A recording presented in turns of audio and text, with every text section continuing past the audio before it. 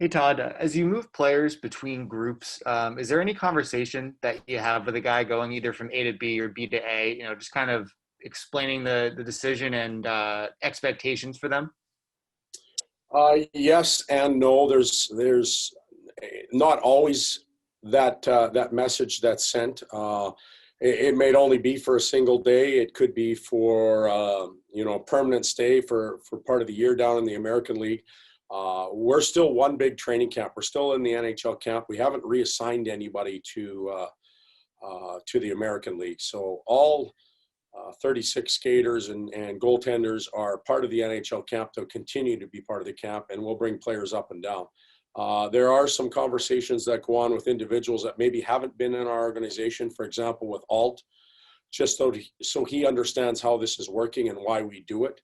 But as far as giving direction on, in somebody's game as they go down to that B group before they come back up again, not at this point. We're not that far in yet, and we're still trying to figure players out.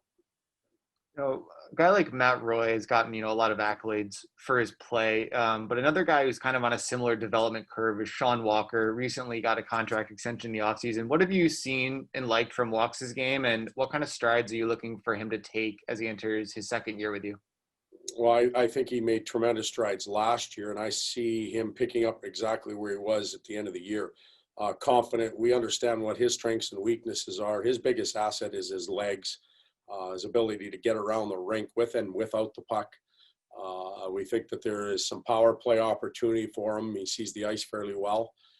But just his confidence level with him on the ice, we feel good about it. And I think he'd answer the question the same way. He feels a little bit better now than perhaps the beginning of the season with how we want to play and with us as a coaching staff. Thanks, Todd. Next up is Jack Harris. Todd, is Andreas still on track to join you guys Thursday? He is, unless something changes, obviously. But as of this minute, he still is ready to join us tomorrow on the ice. There are some testing protocols that he needs to go through in the morning, and if everything works out, then we should see him there. So he could be on the ice tomorrow? There's a chance he could be, yes. Okay. Will he be able to jump in pretty much full speed with the rest of the team, or are you going to have to bring him on a little more slow? We want him full speed. We want him just to play hockey, and it'll be a shared responsibility between us as a staff and him as a player to get him caught up on what we're doing in certain situations and why we're doing it. And we'll spend time with him. The unique thing with him is he's been on or involved in every meeting that we've had through Zoom.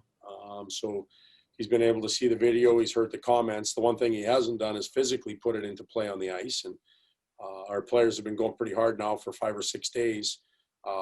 In his case, he hasn't been able to skate, and he'll need some catch-up time there. But we understand that, and I'm sure he'll understand it. And then have you watched any of the World Juniors? Are you going to watch tonight? Watched a lot of it, almost all of it, and I will watch tonight. What have your impressions been of your guys as players? Kind of how do you look at it from your standpoint? I think every one of them, regardless of their draft position or what team they've played on, has had moments in the tournament where they've really left their mark on games. And we're here scrutinizing our 9 players that we've had there. Unfortunately, a guy like Spence has only been able to play one game. Goaltending wise, Parrott got into 1 or 2 games, so it makes it a little more difficult. But when you're watching your own 9 players, or narrow it down to 6, if you will, and you're watching every move they make and every play they make, it can be we can be very hard or harsh on them. If we were generally watching the game, I think we wouldn't be near as harsh on them and appreciate them a lot more. So, I think they've all had tremendous tournaments. We're excited about getting them here. They're 18 and 19 years old. It's hard to keep that in mind, but they're all 18 and 19, and they all have a lot to learn. Thanks, Todd. Okay, next up is Helene Elliott. Hi, Todd. I was actually going to ask about the World Juniors, but I'm curious, have you been able to, I know you're focusing on your guys, but I'm curious about what you thought of the level of play in the tournament. You're talking the World Junior Correct. program. Oh, for considering that the majority of those players hadn't competed, I think the tournament started off at a really good level, and it's just got better as it continues on. And I hope that will be an indicator for the NHL as well. It'll take us a little while to get going, but I hope we can get up to speed real quick and have good competitive games. But the skill level, the competition level, the structures got better every night. Goaltending's got better as the tournaments went on. It's really been fun to watch, not only our players, but all the players in the tournament. Who are you rooting for? I know you've got 3 prospects on the U.S. and a couple on Canada, and you're being Canadian. I would think you'd be rooting for Canada, but when it comes to countries, yes, obviously Canadian and having represented Canada in some tournaments as a coach, you root for them, but we also root for individuals. So the 3 American players we have there, we saw them have a significant impact on the game last night against Finland. We hope they have a really, really good game. So you cheer for your home country, but you also cheer for individuals. So it's mixed. I'm just hoping for a really good game. Okay. Thanks. Next up is Dennis Bernstein. Hey, Todd, going back to last season, your power play down the stretch, the last 20 games was over 20%, really improved. Was it better shot selection, better puck luck? What do you attribute that improvement going down the stretch last season to your power play? Well, it's funny you ask that question because we worked on some power play today for the first time, and the knowledge base and the understanding of how we want to do things with different units is so much further ahead right now, perhaps the most significant area than we were last year at this time. So we needed time, we needed reps, we needed experience, we needed to fail, we needed to succeed, we needed to do all those things to get better. And when you think about power plays, there's some nights you only get one. There's other nights you may get 4 or 5, but they may be in pieces.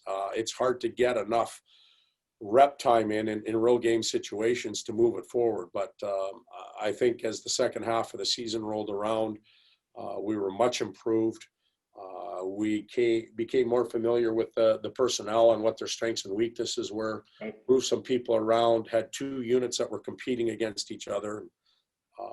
I'd like to think that we can start that way again, but I do feel we're further ahead, and now the work and the polish has to come in.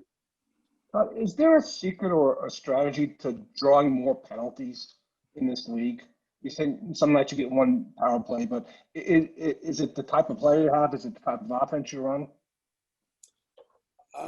It's a good question. Again, analytically, we talked about it today. I think, Colorado had almost 50 more power play opportunities than we did last year.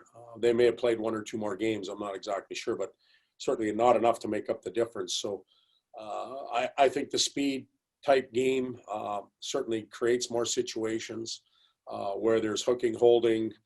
You look at some of the players that have drawn the most penalties in the league. I'm sure Connor McDavid is up there, at least he was when I was in Edmonton, and his explosiveness and his speed create situations where players are put into difficult situations.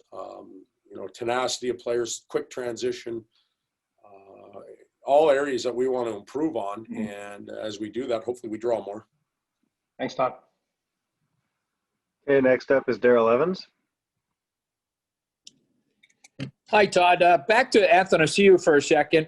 I remember the other day you talked about getting a chance to look at some of his things to dissect his game with regards to his plus minus. Have you had a chance to do that? And if so, what areas does he need to work on in order to be a good fit and a contributor to the Kings? Well, we signed him because, one, we believe we're going to have a very motivated, hungry player. He's at a point in his career where it's time to step in and really get it going and prove to the world that you're a legitimate 20 to 30 goals for every year. And we believe we're going to get that from him. I think that he wants to produce at that level. So from an offensive perspective, we think that he can help us. Speed, power play, forecheck. His shot is dangerous. He's very good in the shootout. So there's a lot of offensive areas that we think he can help us in. Defensively, you know, and I said this the other day, we can all look at his plus minus. It's real obvious. It stands out. But you really have to dig deep, and you have to look at situations he was in to earn some of those minuses.